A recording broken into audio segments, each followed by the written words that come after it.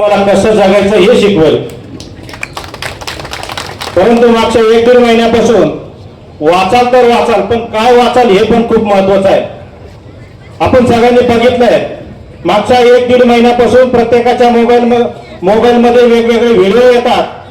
ते नाशिकवरून आलेले असतात आणि प्रत्येक जण काय म्हणतो, आला का एखादा व्हिडिओ, आला का एखादा व्हिडिओ. मला हे मी का सांगतोय, कारण त्यांनी जर ज्या स्त्रिया त्या ठिकाणी गेल्या त्यांनी छत्रपती शिवाजी महाराज, फुले शाहू आंबेडकर जर वाचले असते तर त्यांच्यावर मूत्र पिण्याची वेळ आली नसती. ही अंधश्रद्धा दूर व्हावी यासाठी मी काल सौंदळा या ठिकाणी माझा स्वतःचा दावा केला.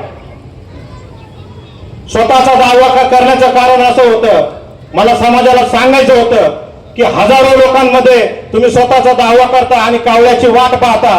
कावळा नाही शिवला म्हणजे मोक्ष नाही मिळाला, हे तर हा तुमचा जो भ्रम आहे. मी स्वतःचा दावा केला आणि त्या ठिकाणी त्या माझ्या पिंडाला कावळा देखील शिवला. कारण कावळ्याला माहिती नसतो हा माणूस मेला आहे की जिवंत आहे, तो त्याचं अन्न शोधत आलेला असतो. या पद्धतीने अंधश्रद्धा निर्मूलन करण्याचा प्रयत्न मी तिथे त्या ठिकाणी केला. भारतातील माझी पहिली ग्रामपंचायत अशी आहे की शिवी दिल्यानंतर 500 रुपये दंड आमच्या ग्रामपंचायत मध्ये केला जातो.